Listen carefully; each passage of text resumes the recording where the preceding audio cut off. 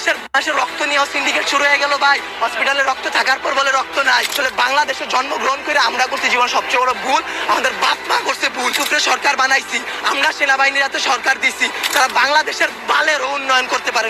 তারা 36 দিন পর তারা এনসিপি গঠন করে। তুলায় অভিশপ্ত না, অভিশপ্ত বাংলাদেশের রাজনীতি। রাতের বেলা লাশ গুম করেন না। মৃত সাগর বানাই দিতে আল্লাহ 2 মিনিট ভাবে নাই। রাউন্ডে পানিতে ভাসাই দিতে আল্লাহ 2 মিনিট ভাবে নাই।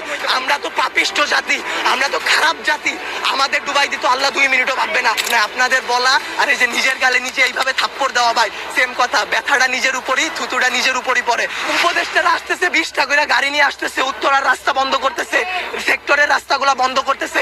এতে যাদের যেই সন্তানগুলো আহত হয়েছে, নিহত হয়েছে, তাদের বাবা মাদের ঢুকতে দিতেছেন না আপনারা। তাদের বাবা মারা এখন পর্যন্ত খায় নাই। আমার মা শোকে শোকাহত হয়ে গেছে। আমরা 2 ভাই আসছি, আমাদের বোনরা আমরা নিয়ে গেছি। আমার এক বন্ধুর হাতের এইখান থেকে এই পর্যন্ত ওর ডান হাতের অবস্থা করুন ভাই, হাত কাইটা ফেলতে হয় কিনা সেইটাই বোঝা যাচ্ছে না। আমার ওই বন্ধুরই ছোট ভাই ক্লাস 7-এ পড়তো, ওর ঢাকা মেডিকেলে ভর্তি আছে ভাই। কি করব বলেন? আপনারা যে নিউজ দিতেছেন ভাই, মিনিমাম মারা গেছে 150 থেকে 200-র উপরে। আপনারা নিউজ দিতেছেন এইখানে 10 জন, ওইখানে 1 জন, এইখানে 2 জন। আসলে ভাই বলতে গেলে কি, আমরা উপদেষ্টা আনাইছি, আমরা ইউসুফরে সরকার বানাইছি, আমরা সেনাবাহিনীর হাতে সরকার দিছি। গালি ভাই ওই যে চিত হয়ে স্যাপ ফেললে কার উপরে পড়ে? নিজের উপরে পড়ে। ওই রকম ভাই গালি দিলেও নিজের গায়ে খারাপ লাগে যে এক শেখ হাসিনা খুনি হাসিনারে পাঠাইছি, আরেক খুনি দলরে নিয়ে আসছি। দেশে এইসব হয়ে যায়। রাত 2টা-3টার সময় খবর আসে এইচএসসি পরীক্ষা বন্ধ। কেন ভাই আপনাদের, কেন 3টার সময় নিউজ দিতে হবে?